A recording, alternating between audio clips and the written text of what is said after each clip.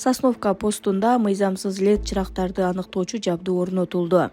Бул тууралуу жол кыймылынын коопсуздугун камсыздоо башкы башкармалыгынын басма сөз кызматы билдирди.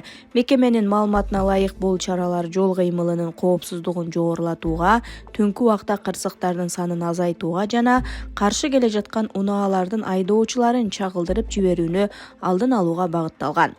Ошондой эле мындай атайын жабдууларды колдонуу менен жүргүзүлгөн иш-чаралар этап-этабы менен республиканын бардык аймактарында киргизилери белгиленди.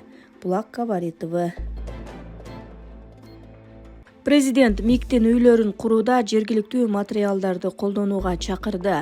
Президент Садыр Жапаров мамлекеттик ипотекалык компания тарабынан салынып жаткан үйлөрдүн курулушуна атамекендик материалдарды колдонуу зарылдыгын белгиледи. Мамлекет башчысы Ош шаарына болгон ис сапарынын алкагында полимер түтүктөрүн өндүрүүчү Эл Пласт ишканасынын иши менен таанышты. Анда президент Ош, Жалал Абад жана Бишкек шаарларында курулуп жаткан МИКтин үйлөрүнө аталган ишкананын продукциялары алынып жаткандыгына кызыкты. Ишкана өкүлү өндүрүшкө карата жасалма терс пикирлер айтылып жаткандыктан учурда МИК менен кызматташпай жатышканын билдирди. Мындан тышкары Садыр Жапаров мурда Германия жана Туркиядан ташылып келген түтүктөр эми өлкө ичинде өндүрүлүп жатканын баса белгиледи. Ишкана жетекчилиги мурда ташып келүү чыгымдары продукциянын өз баасынан кымбат түшкөнүн, ал эми азыр атамекендик продукциянын баасы жеткиликтүү жана сапаты жогору болуп жатканын маалымдады. Биз 2023 жылдан тарта полимер түтүктөрүн чыгара баштадык. Негизинен бул түтүктөр ирригация тармагындагы суу жоготууларын азайтуу үчүн колдонулат. Учурда биздин продукцияны өлкөдөгү КЭС Кургандар жана Жалал Абад областынын Аксы районунун жашоочулары сатып алышууда. Ошондой эле Ош шаарындагы таза суу долбоорлорун ишке ашырууда да биздин түтүктөр колдонулуп келет. Алар импорттук товарларга караганда бир топ арзан жана сапаты боюнча эч калышпайт деп билдирди ишкана өкүлү. Булак Абалкейже. Айжигит Матраимов. Бир кезде бир мектептин курулушу айлап эмес жылдап күтүлүп, анын ачылышы өзүнчө чоң окуя болчу.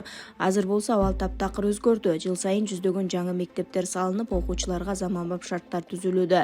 Бүгүн да жакшы саамалык болду. Президент Садыр Жапаров Ош шаарына болгон жумуш сапарынын алкагында пландагы 10 мектептин курулушуна старт берди. Бул жөн гана курулуш эмес, бул келечекке салынган инвестиция.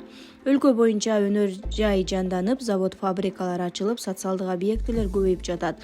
Кайсы тарапты карабак, курулуш өнүгүү аракет. Бул өзгөрүүлөрдүн баары Кыргызстан жаңы деңгээлге чыгып жатканын көрсөтүп турат. Next TV.